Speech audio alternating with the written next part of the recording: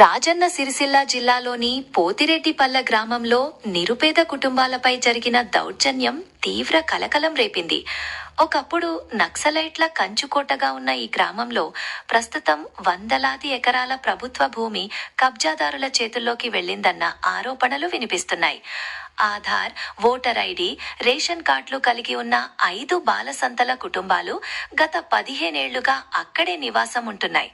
పాడి గేదెలు, మేకలు పెంచుకుంటూ వ్యవసాయ కూలీలుగా పనిచేస్తూ కుటుంబాన్ని పోషించుకుంటున్నారు.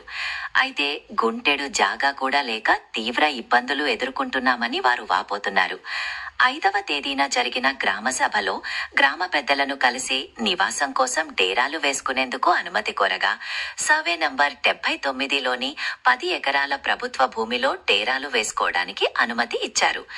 అయితే పోతిరెడ్డిపల్లెకు చెందిన భూస్వామి చీటి శ్రీనివాసరావు మరియు ఆయన తల్లి లక్ష్మి దౌర్జన్యంగా వ్యవహరించి బూతులు తిడుతూ డేరాలను చించివేసినట్లు బాధితులు ఆరోపించారు.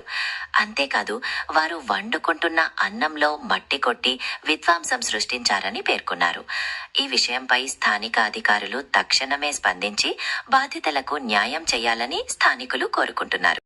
మండలం ఎల్లారెడ్డిపేట నివాసిని, నేను పోతిరెడ్డిపల్లె గ్రామ నివాసిని. మా ఊళ్ళో బాలసంతలకు ఇంతకుముందుకు పట్టా భూములలో వాళ్ళు గత 15 సంవత్సరాల నుంచి పట్టా భూములలో గుడిసెలు వేసుకొని ఇక్కడనే జీవనోపాధి మేకలను మేపుకుంటూ బర్రెలను కాసుకుంటూ ఇక్కడనే జీవనోపాధి అవుతుంది. వాళ్ళకు ఎలాంటి పట్టా భూములు లేవు.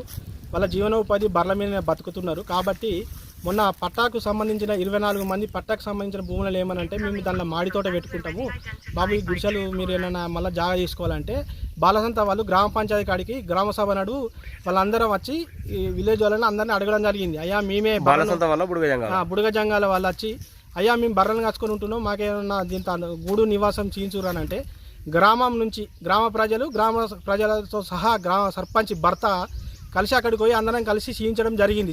సర్పంచ్ గారు రాలే వాళ్ళ భర్తనే మేము అందరం లేచిన పారి మామ వాళ్ళ అక్కడ జాగాలు చూపిద్దామని చెప్పినాక పోయి జాగాలు చేయించడం జరిగింది. వాళ్ళు జేసీబీ తోటి గత 30-40 ఏళ్ళు పెట్టుకొని దాన్ని సాగు చేయడం జరిగింది. ఇళ్ళ కోసం స్థలం కేటాయించినట్టు ఎక్కడ కేటాయించారు? అది అక్కడ డంపింగ్ యార్డ్ దగ్గర కేటాయించడం ఏం లేదు. టెంపరీ మీరు ఉండూరు బిడ్డ, తర్వాత మేమే అర్జీ పెట్టి కలెక్టర్ కన్నా ఎంఆర్ఓ కన్నా అర్జీ పెట్టి మేము అడుగుతాం.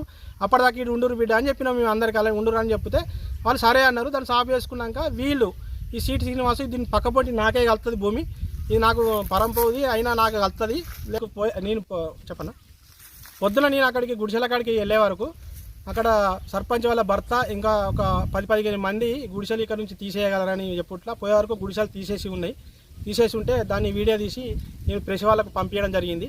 శ్రీను వాళ్ళ ఇంటి పేరు ఏం పేరు? సీటి శ్రీనివాసరావు పంపించడం జరిగింది. దాంతో న్యూస్ వాళ్ళు వచ్చి రిపోర్ట్ తీసుకోవడం జరిగింది. దాని మీద తగిన విచారణ జరిపి వాళ్ళకి తగిన న్యాయం చేయాలని నా యొక్క మనవి.